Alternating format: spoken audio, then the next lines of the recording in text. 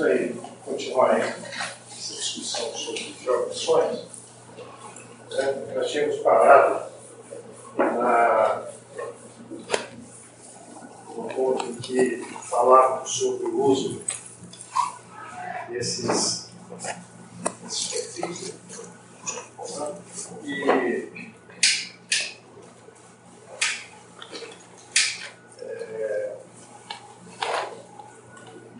o conceito também muito assim, elementar, mas que descreve um pouco a ideia desse conceito da profundidade equivalente, em que a porosidade ela estaria ligada ao fato de possuir a mesma porosidade, significa que possui a mesma tensão efetiva.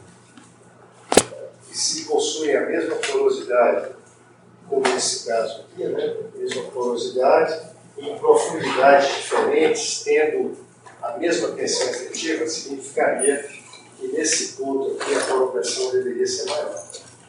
Então esse conceito de profundidade equivalente, ele precede o método dito que na realidade trabalha com esse valor, no caso de tempo de trânsito, comparado com esse. De uma certa maneira está tudo muito relacionado. Aqui seria o logaritmo da porosidade, mas isso aqui sendo colocado em termos de tempo de trânsito, a ideia é que mesmo tempo de trânsito seriam equivalentes a tensões efetivas iguais. No caso do método de Eaton, ele representa esse valor, que seria esse aqui, né, dividido por esse aqui. E aí eleva um expoente, o que é isso em termos de expoente. Né? Então, esse profundidade equivalente precede o método de Eaton. E nós chegamos a discutir isso aí. E métodos baseados em velocidade é uma tentativa de usar o caso da velocidade da sísmica, obtido pelo processamento sísmico, e, mais uma vez, essa ideia de que a velocidade ela corresponde ou se relaciona com a tensão efetiva. Nós chegamos a discutir isso na aula passada, mas basicamente o efeito é um efeito parecido com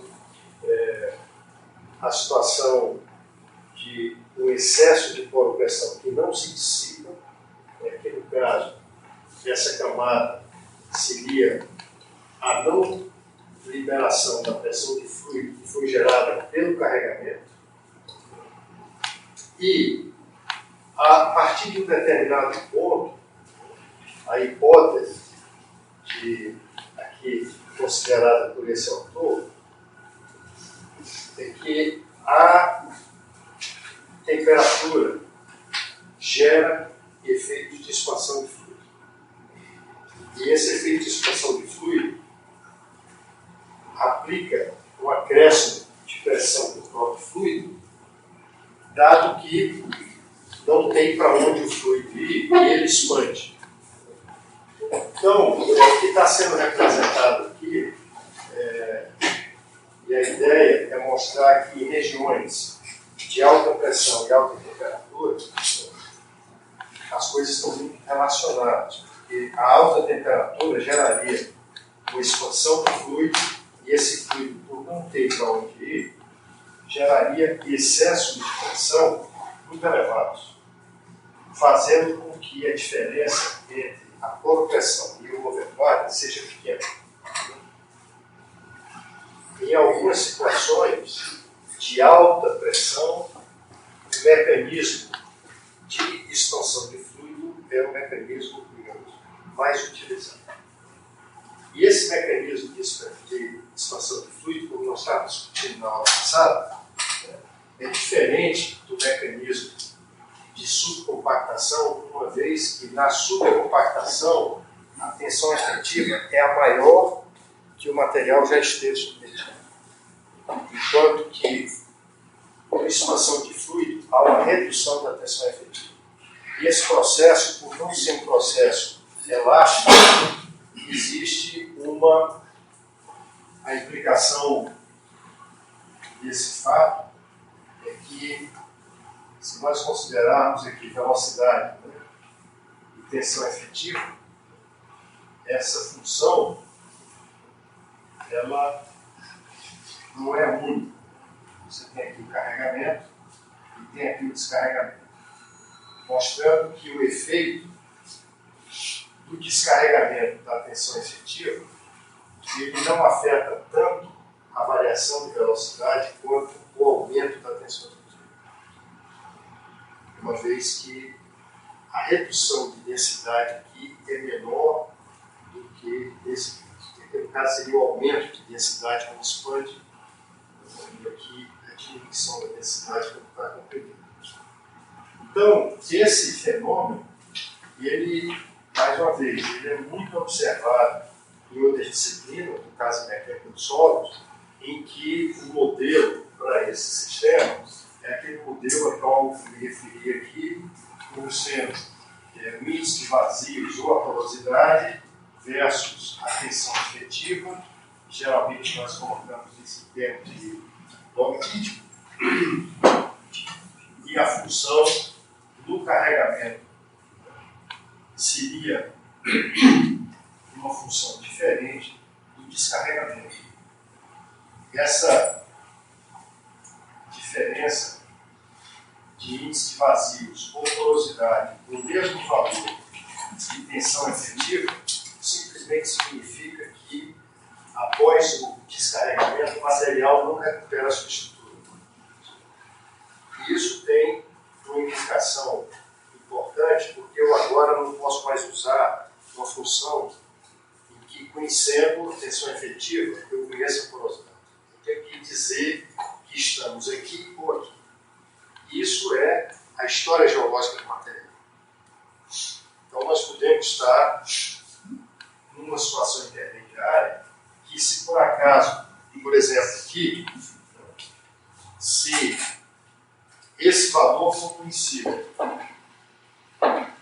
ou, digamos, esse valor de velocidade sendo conhecido, né, o que acontece?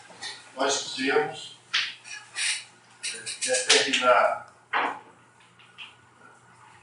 esse ponto aqui. Vamos supor que esse valor fosse determinado no campo. E se essa curva é conhecida, a tensão efetiva seria esta. Mas se essa é a curva que deve ser considerada, esta é a tensão efetiva. Portanto, nesse caso aqui, a poropressão é muito maior do que essa. Então, efeitos de geração de poropressão devido a descarregamento geram pressões neutras muito maiores do que a subcompactação. E pode ser confundido, e uma das formas que o Paulo sugere é que a ordem de grandeza do excesso de pressão gerado por expansão de fluido, a ordem de grandeza é muito maior do que na subcompactação. E ele usa, no paper que ele publica, ele usa dados mostrando esse fato. Né? E é necessário, numa discussão nos mecanismos, né, quando o especialista lá em geopressão está estudando, ele poder identificar em que região está. E como é que nós poderíamos fazer isso na prática? Como é que o especialista em geopressões pode fazer isso? Esse é um dos problemas discutidos lá no trabalho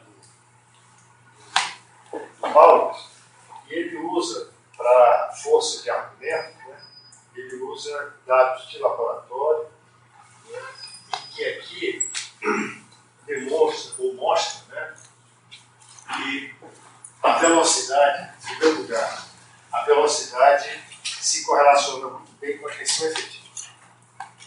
Aqui são os mesmos dados onde onde a velocidade é comparada com valores de tensão total para diferentes valores de polo de pressão. Então, o que mostra que a função é única. Você não tem uma correlação da velocidade com a tensão total. Depende da polo de pressão. Enquanto que aqui, independente da polo de pressão, a função é a mesma. Então, a velocidade medida, ela se correlaciona com a tensão efetiva. É lógico que aqui não está embutido a possível influência do tipo de fluido. Aqui só está considerando a influência da polo de pressão. E esse valor de tensão efetiva é a diferença entre a tensão total e a polo de pressão.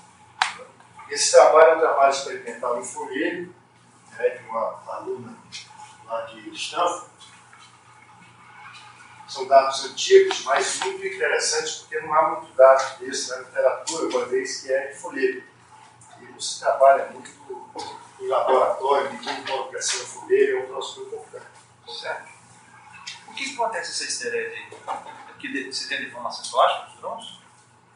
Não, você destrói a porosidade. Você diminui a porosidade. E quando você comprime e libera, o grão não volta para a posição inicial. Então, evidentemente que para tensões muito elevadas você quebra o grão. Mas aqui não precisaria usar isso como só a redução do tamanho dos poros, não é um processo. Mas você quebra o esqueleto. De uma certa maneira é como se tivesse grãos, aí depois de deformado, um encaixa meio ali e não volta para a posição. Então, esse é o primeiro resultado, que é o resultado relevante, que justifica essa velocidade, ela ser buscada no campo, e através dessa velocidade tentar determinar isso. Mas para isso você precisa conhecer a função. No caso, essa velocidade, sendo a velocidade sísmica, uma velocidade que digamos, a pessoa que está trabalhando aqui, no caso são dados de laboratório, essa velocidade você pode medir no corpo humano.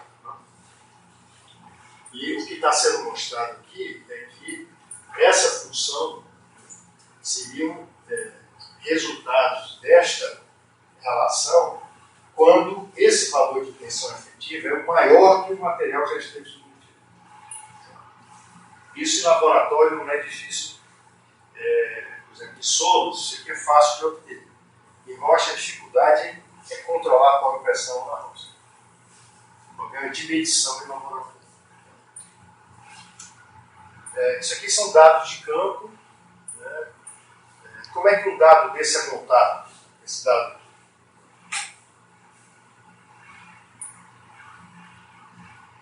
Bom, velocidade, a pessoa estimou lá a velocidade do perfil na cima. E esse valor?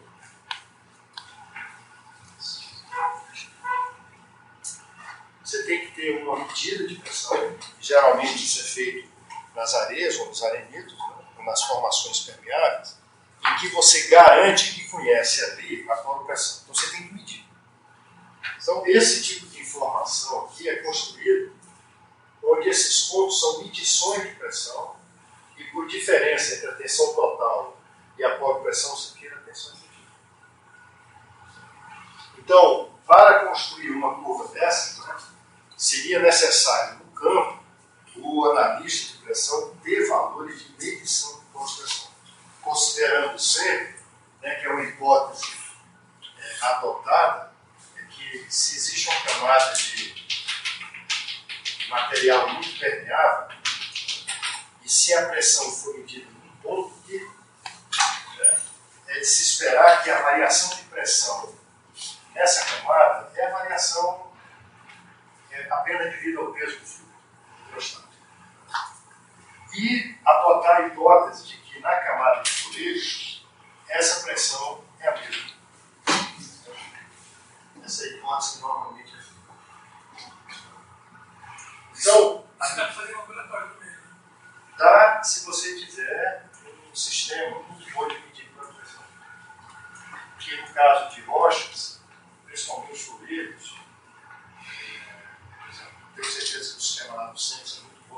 Não drenado. Vou fazer um não drenado.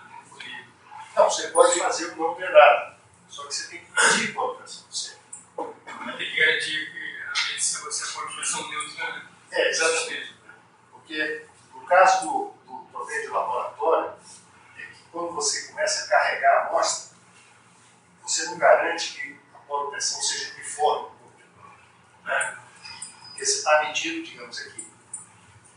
E se está aplicando muita distorção no material, você tem que garantir que há um equilíbrio. Então é isso aqui que é meio complicado de fazer em laboratório.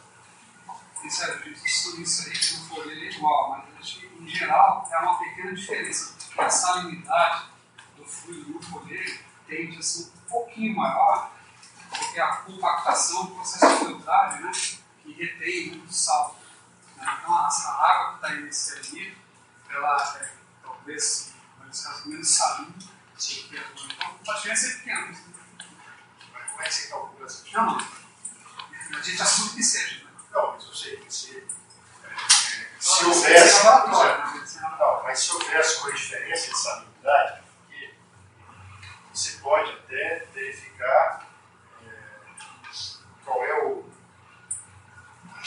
digamos, a pressão osmótica devido a essa variação de concentração.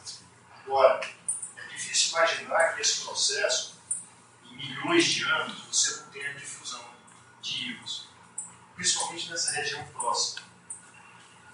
Acho que não, você tem ela, né? Mas à medida que vai compactando, você tem as duas coisas acontecendo. Tem a filtragem, e depois, só que eu acho que a filtragem seja mais rápida que essa difusão. Tá, por que é filtragem? Não, é porque assim, à medida que você vai compactando o folheto, né, você vai expulsando. Né? Só que o que é expulso é uma água menos salina do que a que fica. Porque a argila, ela filtra um pouco, ela retém um pouquinho do cloreto de sódio. Então, levando o folheto a ficar um pouquinho mais salino do que... Né? Não é um processo 100% estéril, né? De modo que quando você tem impressão normal, né? Aí não expulsa, mas você, às vezes expulsa um pouco, expulsa muito. Né? Mas esse processo de compactação, nessa expulsão, carrega uma água menos salina. Parte do sal fica no estrutura do folheto. Uma hipótese. Mas a diferença é pouca, né? A gente assume realmente isso para calibrar, né? Mas a diferença é não, porque na realidade, se você for aplicar as equações, você está aplicando só a equação aí, está assim. Mas se você for aplicar a lei de Fick, que não é um movimento iônico, você teria que juntar as duas coisas. Então, isso que você está chamando de filtragem pode não necessariamente acontecer, porque você tem movimento de íons. Não só tem, isso que você falou, não é um movimento apenas da água com menos sal. Não, pode ter água e sal. Não, eu concordo pelos dois, mas um pode ser mais rápido que o outro. De qualquer maneira, a hipótese utilizada nesse tipo de trabalho é que a pressão do arenito ela é equivalente à pressão do folheto. E daí, se existe o RFT, você pode obter esses pontos. E esses pontos também da mesma maneira. Você precisa ter medidas de RFT. E medindo o RFT, ou seja, medindo a pressão, você calcula a tensão efetiva. E possuindo a velocidade, portanto, é possível, havendo dados, traçar essas duas curvas. E aí, traçando essas duas curvas, você precisa agora se perguntar se você está nessa região ou nessa. No caso de aplicação prática. As pessoas com quem eu tenho conversado e têm tentado aplicar esses dados ou esses conceitos aqui no Brasil, não têm relatado experiências muito positivas, talvez por falta de dados. Mas, em tese, é possível. Ou seja, Diego, eu vejo uma dificuldade de fazer um downscale dessa velocidade, porque se você pegar a velocidade cíclica, a resolução dela de em torno de 30 metros, vertical. O TFR bem menos do que isso, né? Então, fazer o downscale disso é complicado. Você fala que a velocidade sísmica é muito suave. Não, mas ele pode pegar o sônico adquirido, né? Você pode trabalhar com o sônico também, Transforma ele em velocidade. mas mesmo, vamos supor que você esteja trabalhando com a velocidade intervalar, né? Você falou, estou trabalhando aqui com 20 metros, 15 metros, 30 metros de incerteza. Então, possui a velocidade média. Você medindo, digamos, um RFT aqui e levando esse valor do Fourier, é uma outra aproximação. Aquela curva é uma aproximação. De uma certa maneira, você está procurando estabelecer essa função aqui, usando dados de campo, que são limitados, certos, mas é a única maneira que você tem para tomar, pelo menos, uma decisão do tipo separar, por exemplo, esse conjunto de dados desse aqui, que são conjuntos em que um geógrafo teria que dizer o seguinte: pessoal, essa região aqui é região de subcompactação. Essa região aqui tem outra coisa além de subcompactação. Na hora que isso aqui é diferenciado, aí você já pode tentar estabelecer esse tipo de curva, onde, agora possuindo esse valor de velocidade, se você tiver com esse valor de velocidade aqui, você usaria essa correlação aqui. Ó. Usando aqui, pegar esse valor aqui, intermediário, né? Vira para cá, valor 5.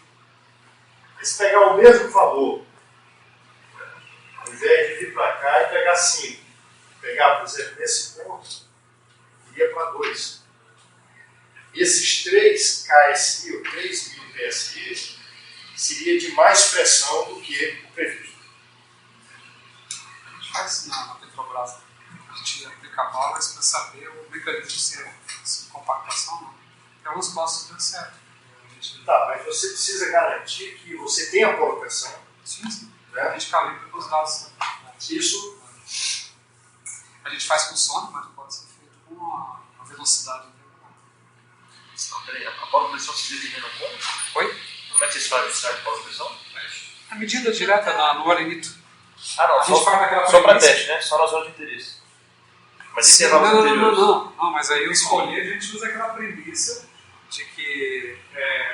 Não, eu digo assim, eu já vi que vocês pedem muito pré-teste e tá, a minha zona produtora e agora... Mas a gente usa a equação de Eaton, né, para os folheiros, né, e calibra esse modelo com os dados diretos. Entendeu? A gente usa o Eaton, eu uso o sônico no caso. Agora, o método de Eaton não leva nada disso. Ele junta todos os. Mas o que a gente faz? O Bauer mesmo, ele sugere que para quando eu tenho mecanismo de load, a gente exagere no expoente, que ele determinou que é 3 lá no Confmesh, ele recomenda 4, 5 em geral, você aplica um expoente diferente para chegar na polo-pressão. Mas de qualquer maneira, se você juntar essas informações a módulo do Eaton, você vai ter o desvio. Não, sim, a gente Vai usa os ter, dois. né? Vai ter isso aqui também. Só que com esse desvio, você pode ser que tenha que ajustar o expoente de Eaton, mas só que você não está reconhecendo o mecanismo. Não, mas assim, mas você já suspeita, se você tiver que exagerar, quando você calibra com os dados de pressão, você tem que usar 3, 4, 5, você já desconfia disso aí. Aí você usa esse método Bowers para matar a charada. Outra coisa que é diagnóstico é você olhar o perfil de densidade, porque no subcompactação a densidade também varia, você pode fazer o modelo pela densidade, mas já quando você tem no load, só no load, a curva de densidade não varia, porque com o mecanismo fechado, a densidade da rocha não muda, você só às vezes tinha uma esmertita e virou elita. Ela liberou água do sistema, mas a parte sólida se juntou. Ou então você tem geração de hidrocarbonetos, você tem a matéria orgânica, que é sólida, que faz parte da tensão efetiva, e ela vira líquido. Então esse aumento do líquido do sistema. O conjunto todo, a densidade praticamente mudou, né, o sistema fechado. Aí você percebe que na curva de densidade não varia nada, mas o sólido varia, por causa dos polos de convecção. Mas geralmente o descarregamento não varia muito, qualquer que seja o efeito. Sim, o sólido varia pouco. O descarregamento ele não vai variar. Agora, uma das coisas interessantes é que se considera que todo o pacote sedimentar, os vários trechos de folheto respondem da mesma maneira. Portanto, possuem a mesma tendência. Isso pode não ser diferente. Se você tem uma camada de folheto aqui e outra camada de folheto aqui, dependendo da idade geológica, você pode ter diferentes tendências. E aqui, geralmente, nós usamos uma só. Não sei que você seja obrigado a usar mais de uma. Né? Então, eu acho que nessa área de conhecimento, o que ainda não está muito bem trabalhado é a relação entre a geologia desse folheto e o que a gente deve considerar como normal. Porque aí, não sei nem como fazer isso, mas isso não existe. A gente olha muito a questão dos horizontes cronoestratigráficos e a presença de discordâncias. Quando você tem uma discordância, você às vezes quebra esses créditos. Agora, só que isso tem que ter se você tem que sair da geologia com uma justificativa experimental para mostrar que a coisa é desse tipo.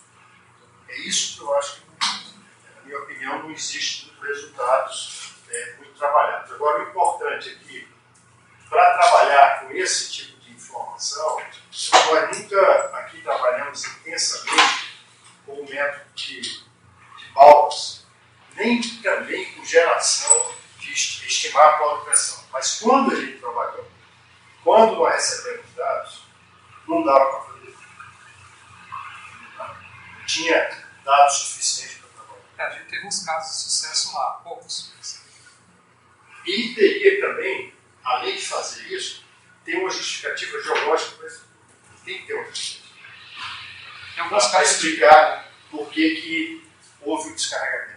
a gente percebeu em casos onde tinha zona de geração de hidrocarbonetos. Tá, geração. Faz sentido. Então, nesse trabalho de velocidade e tensão efetiva, as funções são dessa natureza, função exponencial. Os parâmetros são esses dois parâmetros A e B. No caso de haver descarregamento, você precisa também descrever essa curva, naturalmente estabelecer o V máximo ou a profundidade máxima que isso para poder voltar. Então, para aplicar, nós precisaríamos dessas coisas todas aqui.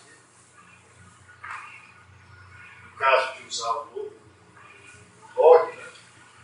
E no caso, foi plotado velocidade no tempo de trânsito, por isso que a curva está do lado esquerdo. A velocidade diminui e, portanto, a polo-pressão aumenta. Que no caso são todos valores normais. Esse lance de exagerar no expoente tem que tomar cuidado. Já tem caso lá de exagerar e colocar um valor muito alto, mas o que estava realmente acontecendo era uma transferência de pressões. De forma que o folheto ali, o cara calibrou o folheto com o dado do arenito, mas o arenito recebeu pressão de baixo. Aí não perigo você fazer isso, né? Tem que, de uma certa forma, esse valor de pressão, digamos que aqui, o que você quer é identificar o seguinte: transferir esse valor para cá, e aqui você obtém um valor de polo-pressão. Se você conhece o overbud, você tira uma tensão efetiva. Aí você tem que conhecer a velocidade, e essa velocidade você tem que correlacionar com isso. eu não sei se essa camada, essa pressão estando influenciada aqui, você está dizendo que está influenciado por isso? No caso, imagine se você tem um arenito, você emitiu, e você tem uma falha que está conectando o reservatório em cima e embaixo. E aqui embaixo está muito sobrepressurizado. Ela, quando subiu, ela descarregou um pouco, mas ainda assim sobrepressurizou ali de cima. E não teve tempo geológico para equilibrar como foi ainda assim. Isso daí, se não teve tempo para equilibrar, porque aí é outra hipótese também, não ter tempo para equilibrar. Porque na interface. Não, na interface, sim, A hipótese que você está usando, você não pode tentar transferir isso para pontos muito distantes. Exatamente. Você tem que conhecer a velocidade aqui perto, para poder correlacionar. Aí depende de onde vem essa pressão. O importante é que a pressão aqui é essa. Então, essa função de velocidade como função da tensão efetiva, conhecendo a polopressão e a velocidade, você é capaz de fazer.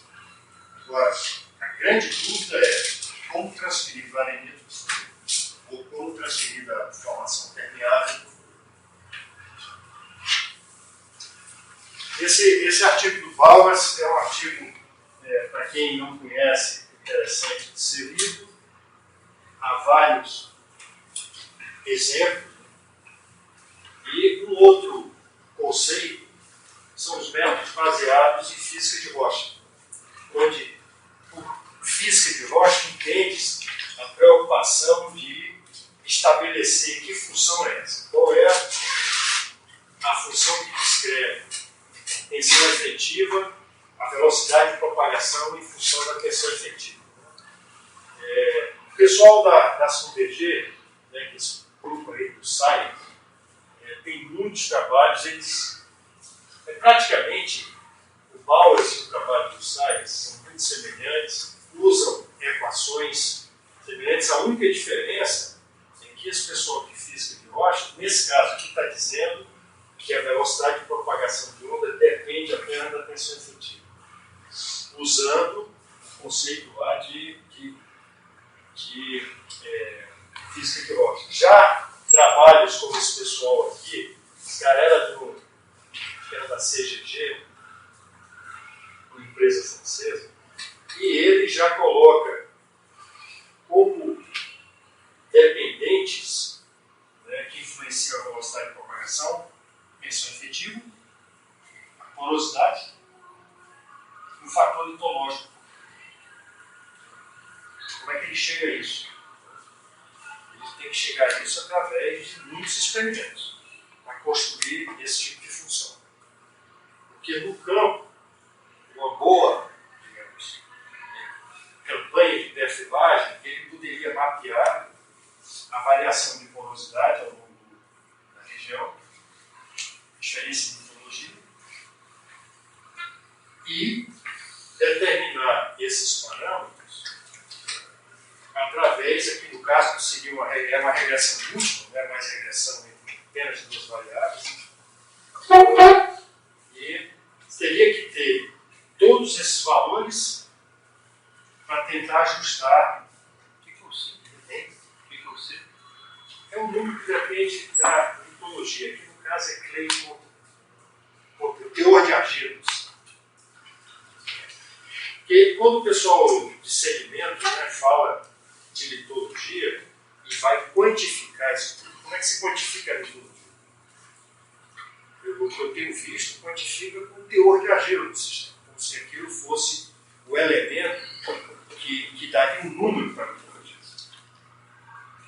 Então, lógico que quanto maior o teor de argila, mais diferente deve ser um sistema de um outro. Aí você dizer que a grandeza que diferencia um sistema do outro é essa quantidade de argila. Esse método se aplica só a rochas argilosas também, assim como. Esses métodos, por exemplo, tem física de rocha, por exemplo, o pessoal trabalha muito com reservatório, com arenito, tentando estimar a poropressão e arenito. Então você tem que fazer regressões disso. Agora, um sedimento dificilmente vai ter zero de argila, mesmo que seja marinheiro. Pode ser uma ação pequena. Se fossem rochas sem argila, talvez esse termo não tivesse importância, porque ele vai para zero e aí vai ficar irrelevante. De qualquer maneira, o que é a diferença de altitude. Né? Se você passa do método de Ito para o método desse, o método de Ito ele é absolutamente unidimensional. Você só está interessado no pulso e a velocidade de propagação de onda no interior do pulso. Agora, você ir para um sistema como esse, já não dá para olhar só para o pulso. Tem que olhar para o sistema como um todo, para poder ajustar e obter esses parâmetros. Então, quem trabalha com isso e quer vender esse tipo de serviço, é o pessoal de empresas que tem essa facilidade. Um bom modelador geológico vai distribuir essas propriedades, um programinha não muito complicado para fazer uma regressão linear, e não só isso, é possível colocar em cima desses parâmetros variações de grau de incerteza. Então, tem incerteza também no valor da correlação. Né? Isso é possível fazer. Algum tempo atrás, aqui no Brasil, vocês devem ter feito esse curso, teve um pessoal aí dando, acho que era ele, do Sistema, tem até um livro da EAGE sobre o uso de modelagens para calcular a pressão. Vocês fizeram esse curso? Tiveram aqui no Brasil? Ano passado? Não. É um plano de publicação da EAGE sobre isso. De argila, ele diminui o tempo de trânsito? Teor de argila? Teve o Seismic Geomechanics, mas teve um outro. Dependendo Um outro de polo pressão. do que você está comparando. Eu tenho esse livro aqui. Essa equação de você pegar para ver, quando você compara com a tensão efetiva, ele é um comportamento lá realmente. Quando você aumenta a tensão, aumenta a velocidade. E aí, a porosidade tem um comportamento contrário, assim como previsto também. Aí a minha pergunta é se a argila também tem o mesmo comportamento da porosidade. Porque não faz sentido, você coloca mais, na minha opinião, mais argila, o seu tempo de trânsito, na minha opinião, tem que diminuir, não aumentar. Tem que aumentar o tempo de trânsito. Você coloca mais argila. O material fica menos denso. Se você comparar, por exemplo, com o Mais quartzo, água. se você pensar no quartzo, por exemplo, né, em relação ao quartzo, ela tem um tempo de trânsito maior. Isso, entendi. Dependendo do que você compara. Se comparar com a água, também. Então, um dos problemas, assim, de perfuração, Quer dizer, a água que ela tem. que se limita ao overburn, muitos dos problemas, as técnicas de determinação são essas. Já a perfuração no reservatório, você pode querer estimar a pressão do reservatório usando, por exemplo, sismo. Mas no reservatório, em princípio, você conhece a pressão que você está perfurando ali e está medindo a pressão. O único problema é que são medidas pontuais. E isso não leva em conta um problema importante, que é o seguinte: se eu tiver aqui o reservatório, né, e conseguir medir a pressão em pontos desse reservatório, aí a pergunta é, dependendo de como esse reservatório está sendo produzido, a simulação do reservatório é suficiente para estimar a própria pressão? Porque geralmente o engenheiro de reservatório entrega ao pessoal de perfuração o valor estimado do campo de pressão, digamos, em 5, 10 anos. Aí a pergunta é, nós podemos acreditar nesse campo de pressão? Antigamente se acreditava. E fazia-se muito isso. Hoje em dia, isso daqui já está sob júdice, porque por vários problemas. Muitos dos reservatórios são produzidos injetando fluido. E esse é um problema, porque na injeção do fluido, você não sabe para onde o fluido está indo. Você acha que está indo para um lugar, você não sabe exatamente para onde está indo, e nem tão pouco você tem a certeza do topo e base do reservatório no reservatório inteiro. Você tem em determinados pontos você passa ali uma superfície. Mas em alguns trechos você não sabe. Você tem barreiras internas de permeabilidade? Pode ter barreiras internas, mas mesmo que não tenha barreira, o efeito da injeção no campo de pressão, se você reduzir a altura do reservatório, a espessura, é totalmente diferente se ele for mais espesso. E não só isso, a rocha que está em cima, se for mais ou menos compressivo, também vai influenciar. Então, esse problema de determinar qual pressão no reservatório durante uma campanha de perfuração é o que causou algumas surpresas em alguns casos aí. O cara entrar no reservatório achando que a pressão é tanto e encontrou mais. Conclusão, recebeu um influxo e deu problemas. Né? Isso. Percebe mesmo se no próprio poço, né? Você originalmente no poço exploratório do lago, né? Você tinha pressão original no óleo, depois na água, e quando você funda o poço, a zona de água tem um trecho com uma pressão, o outro com a intermediária, o outro mais próximo, variações no mesmo grau de água. E aí também o contato de água subindo, para você reduzir um pouco também. Mas na zona de água, você vê às vezes várias faixas de pressões diferentes, mostrando que não se equilibraram tanto a produção quanto a injeção. Né? Mas para mesma formação? Mesma formação. Porque eu vi um artigo na Índia que o cara ele mapeava na mesma formação assim, várias idades, que aí ele tentava correlacionar um curso com o outro, por que o gradiente de pressão é diferente. É simples não. Você tem intercalações ali, evidentemente, né? Tem uma orelha da mesma formação, né? Só que com intercalações. E aí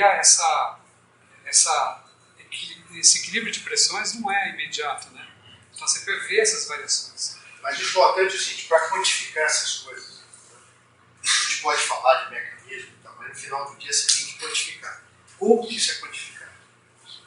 Isso é quantificado pelo engenheiro de reservatório. Ele tem lá o simulador e ele vai querer quantificar. Se ele usar apenas a simulação convencional não honra a rocha que está ao redor do reservatório. Ponto. Portanto, é uma solução incorreta. Não honra equilíbrio de tensões, porque o sistema de cima do lado não é levado em conta, não honra compatibilidade de deslocamentos. Portanto, hoje, as grandes operadoras usam, em alguns momentos, necessitam de uma simulação dita acoplada, onde a simulação do fluxo ela está associada a uma simulação de esforço. Como fazer isso? Isso também não é uma coisa trivial e há várias maneiras de fazer. Né? E esse aqui é um estudo comparativo que nós fizemos. Consideramos um reservatório simples. Esse aqui, no caso da literatura, o pessoal da Total usa isso aqui para gerar resultados e gerar conhecimentos. E a ideia é verificar um campo de pressões associado à produção, levando em conta as rochas que estão em cima e do lado do reservatório.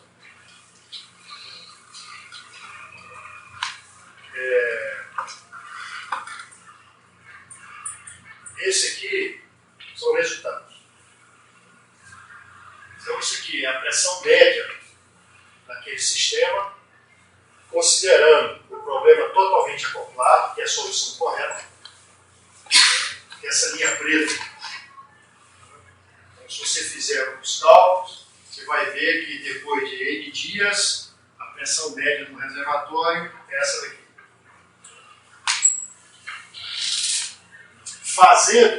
Utilizando um simulador convencional, que seria esse aqui, e eu peço desculpas porque está aqui em nomes, eu não gosto muito disso, mas isso aqui não fui eu que fiz, tá? Eu recebi isso pronto, o pessoal lá que trabalha comigo.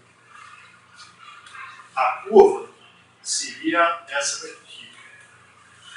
está aqui por cima, a gente está embaixo dessa.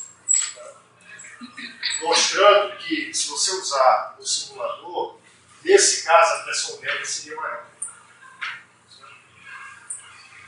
Aqui, provavelmente uma diferença muito grande, mas estaria aqui em torno de 150 PSI. Expressão média. Muitas vezes você não está interessado na pressão média, você está interessado no lugar onde você vai perfurar. E outros métodos, né, mostrando que o que se imagina que seja reproduzir o efeito acoplado, com muitas ferramentas que existem disponíveis na prática, você não consegue reproduzir isso. Você não se aproxima dessa solução em preto, que é a solução formalmente correta.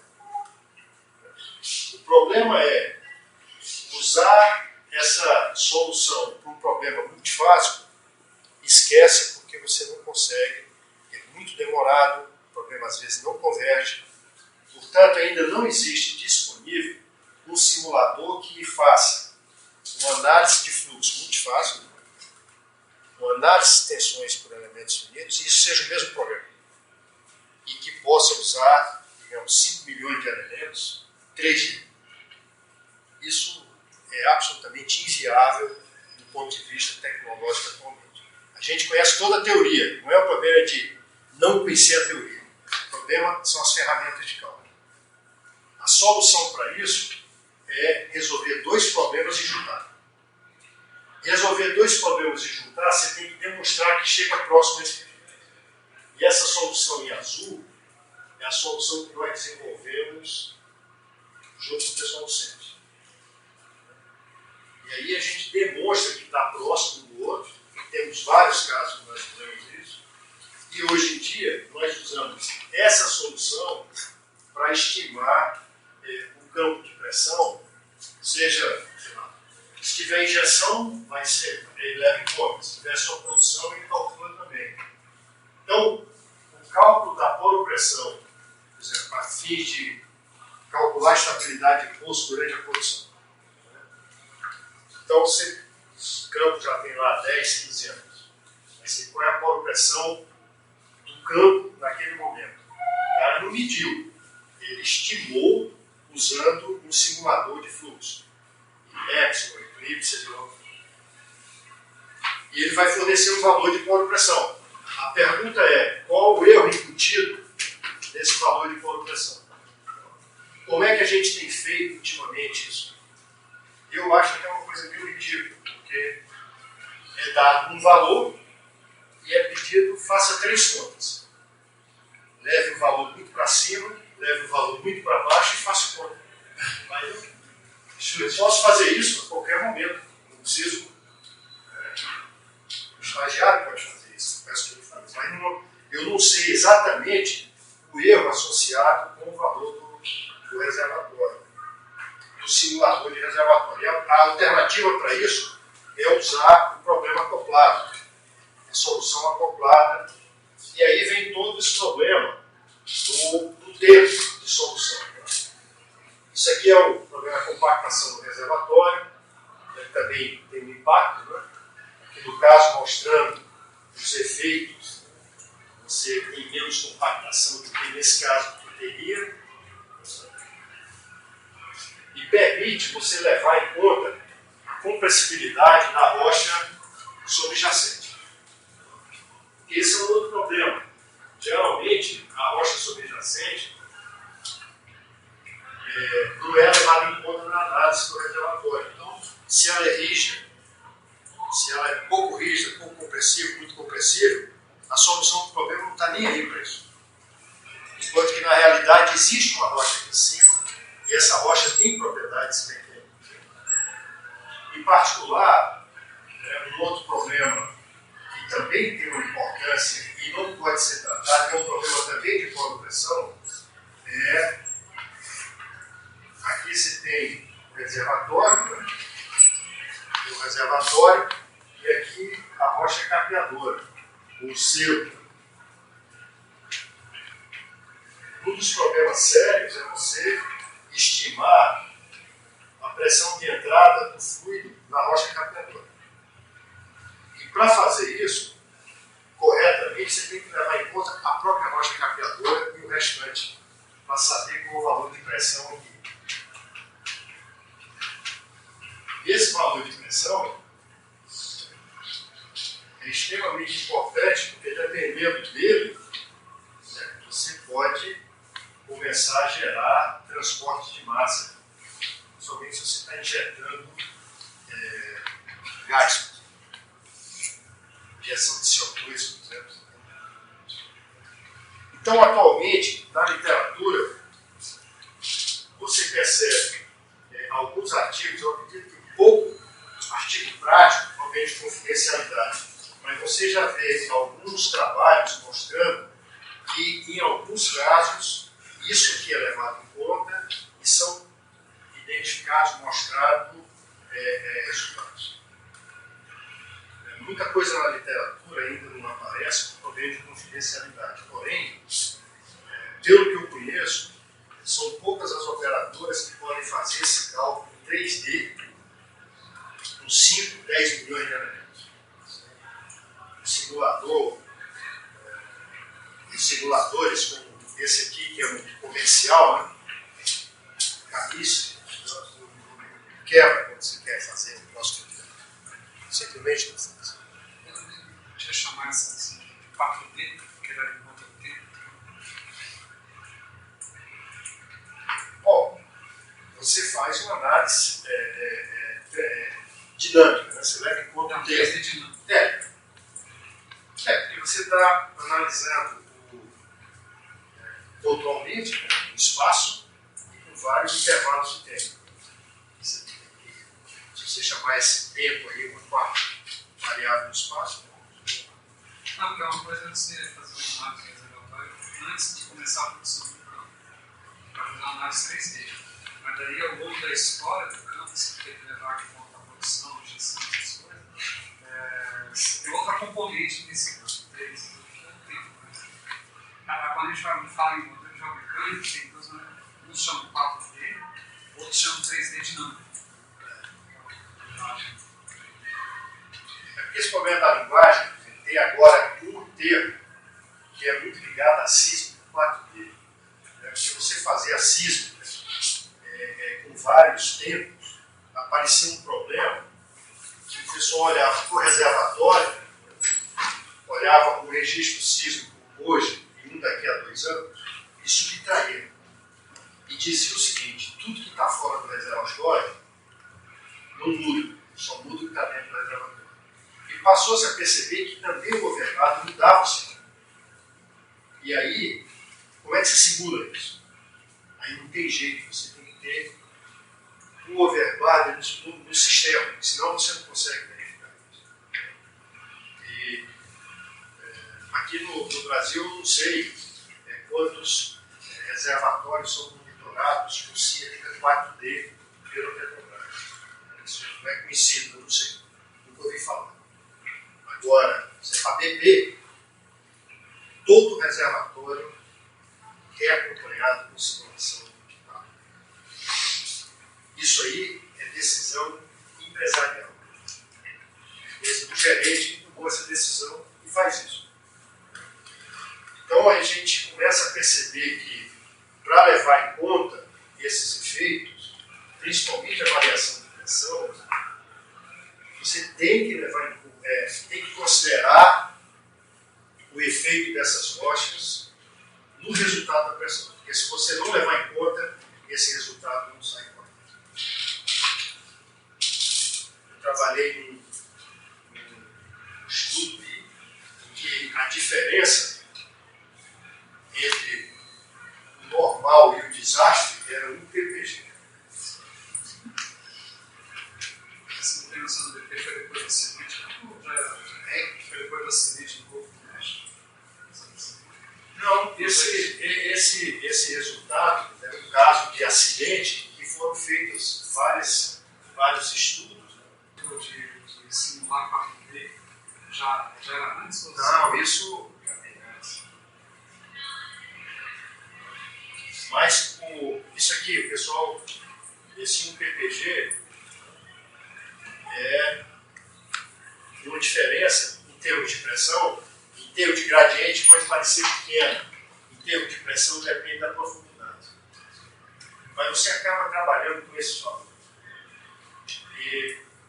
Mas se você tem um valor em torno de, digamos, 9,5, e o teu erro pode ser 9 e pode ser 10 ou 9, você passar um pouco para cá e um pouco para lá, você passar a ter problemas, como é que você controla isso? E esse tipo de diferença pode surgir levando ou não levando em conta a presença das marcas capilares.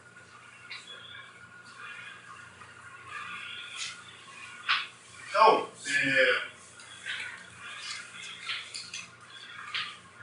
isso aqui são resultados que tem, são figuras aí desse software da Landmark, né, o Predict.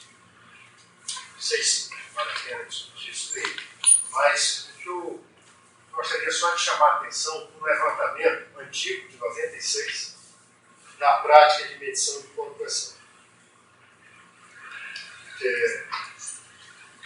Em 42 casos, né, de operadoras que declaravam como faziam, 34 usam esses aqui, que são os métodos absolutamente os mais simples. Em outras palavras, prever pós-pressão na prática, no dia a dia da indústria, ainda é extremo. Por mais incrível que possa parecer. Não se usa coisa muito nova ainda no dia a dia, na produção mesmo. Há estudos especiais para isso. E, naturalmente, o método de IRCA, essa pesquisa foi feita por 9 companhias de serviço e 34 operadoras.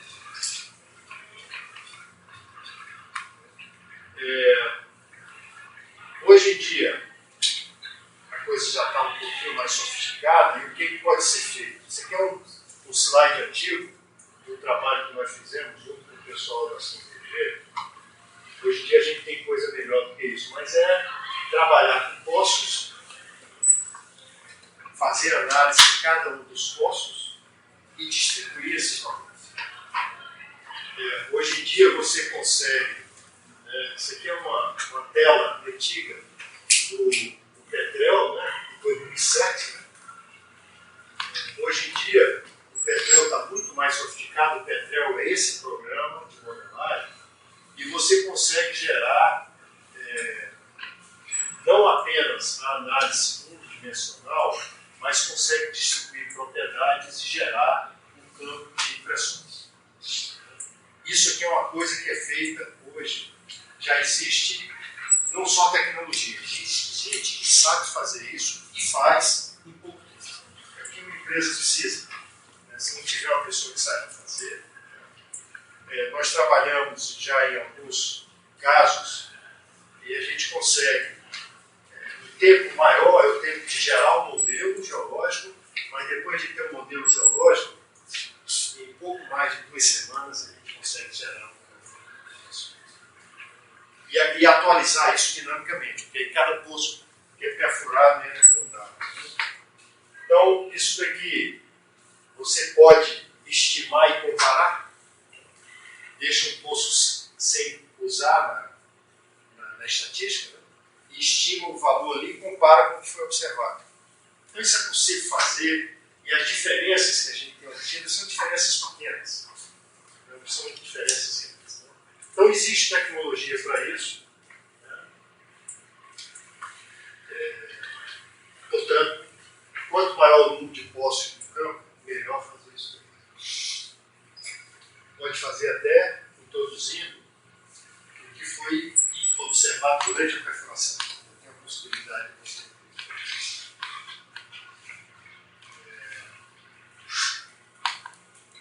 De qualquer maneira, essa é uma figura que tem no trabalho do Luiz Alberto, no livro dele, né? Que eu acho muito interessante. Esse conceito é um conceito de controle de qualidade, né?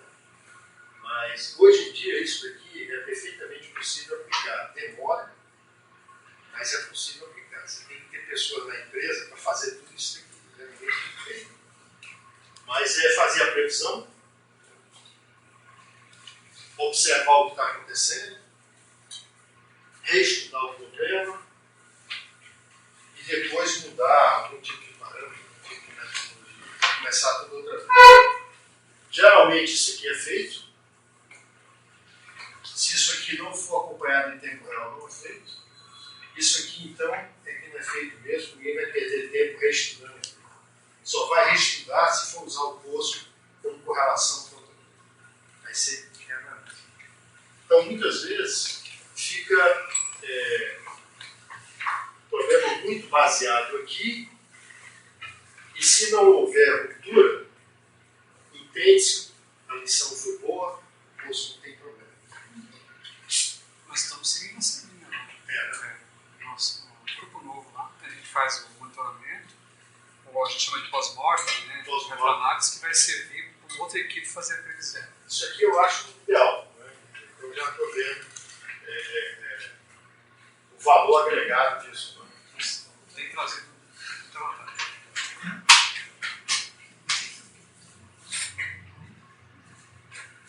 Bom, então, acho que é isso aqui, né?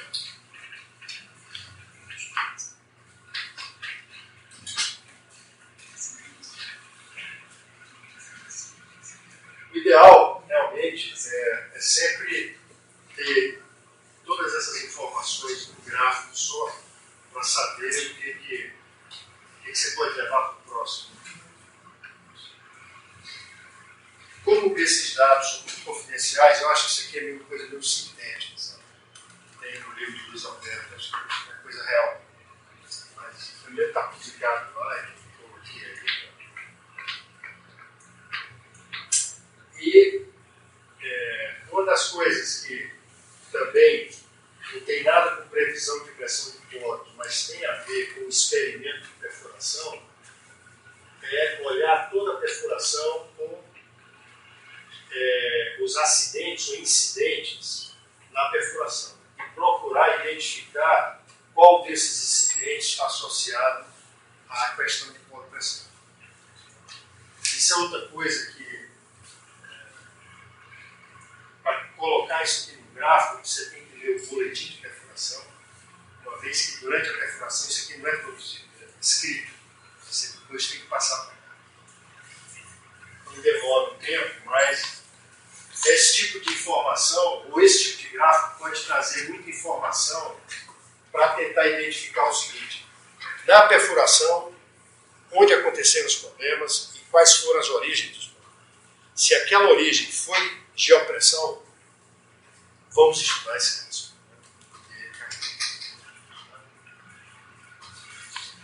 Então, é isso aí. Acho que tenho mais muita coisa para falar para vocês. Eu vou passar essa referência aqui para vocês, não sei se vocês têm, e vou passar a do Paulo, que é um artigo que eu acho que vale a pena ler, principalmente para discutir os casos que ele tem experiência.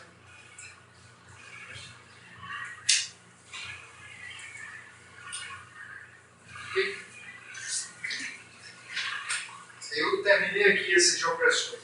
Na hora que vem a gente fala sobre o nosso assunto. Eu queria começar agora, mas eu queria ver se vocês têm mais alguma coisa para discutir sobre isso.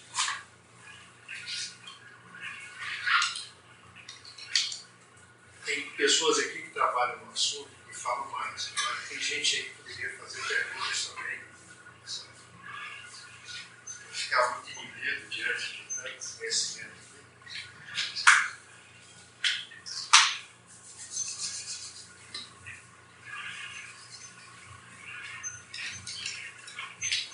Você sabe alguma coisa sobre pressão que você pode falar? Olha, a gente está tentando fazer isso com análise passiva. Ver se a gente consegue. Agora,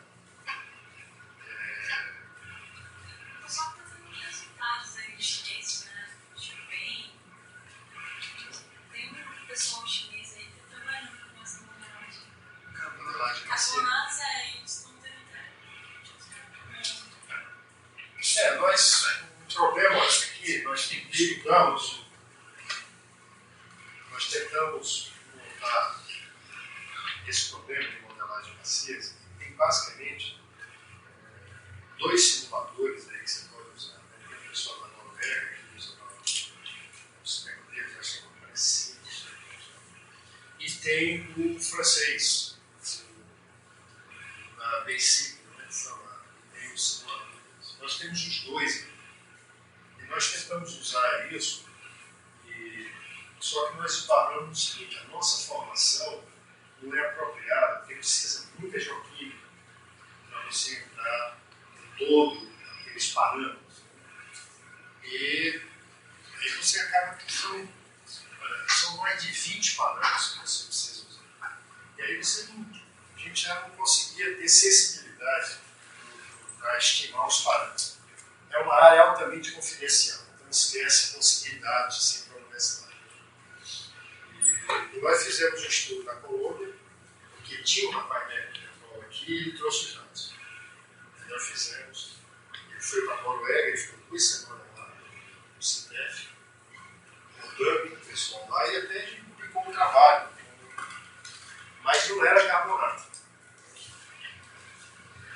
O problema é que a gente estava tentando aprender. E aí, recentemente, tentamos fazer isso com as zonas embaixo do Sol, e aí também conseguimos dar. Agora, eu acho que é uma técnica que, se for associada a outras técnicas, pode dar bons resultados. Agora, você tem que ser um trabalho muito grande, né? Que você precisa ter uma pessoa que saiba mexer com aquilo.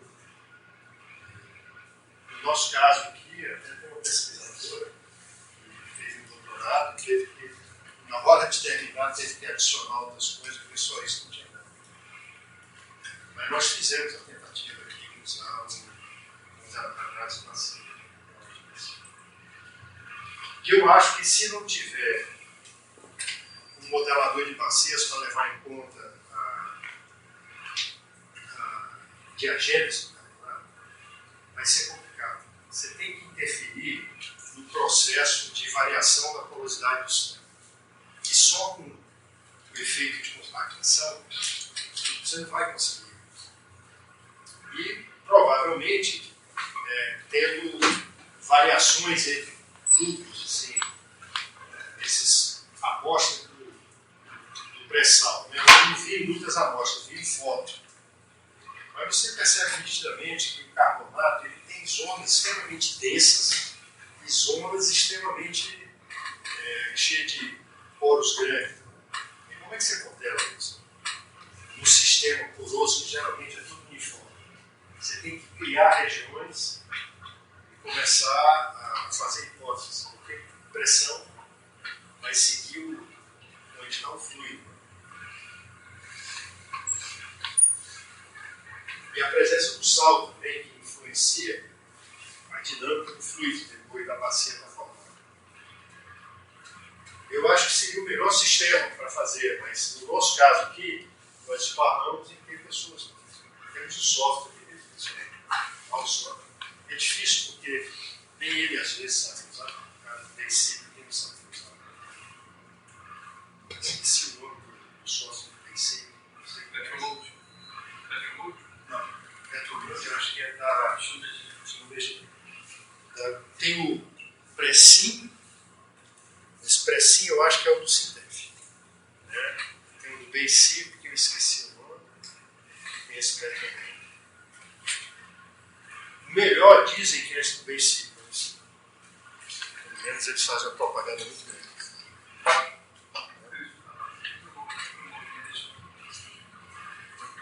Vocês usam isso? Mas vocês usam ou alguém usa? Mas é o pessoal de Joaquim. Quando trabalha com modelagem de sistema. Sistema petrolífero, não Isso é outra questão, né? O pessoal do sistema petrolífero está interessado em umas questões muito macros do problema de pressão no verão. Pode ser que resolva o problema deles, mas na hora de você transferir isso para geopressões, aí tem um complicador grande. foi isso onde a gente esbarrou, porque são muitos parâmetros. Eu não tenho a menor ideia como estimar, de onde tirar. Aí fica o problema de chuta valor aqui, chuta valor ali para ajustar. Depois ajusta num lugar, desajusta no outro. Deus nos ajuda. Para mim,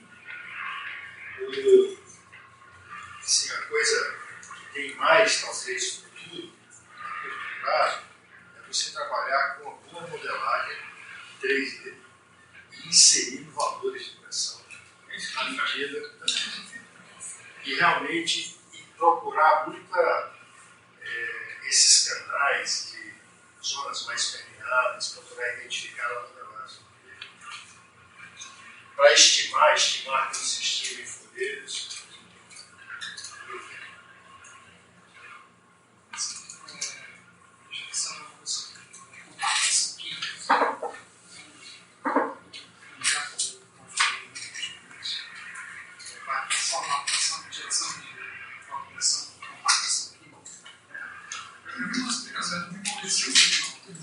Mas a compactação química é uma de agendas.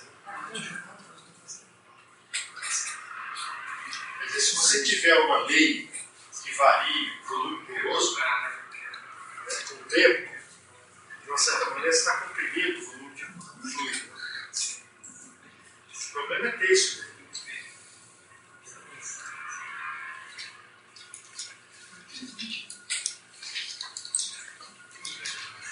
Bom, então, vamos parar aqui, né? Depois vai entrar o pessoal aí de seguro. Eu vou trocar o chapéu aqui. Bom, aí na próxima semana, nós começamos com outra aplicação.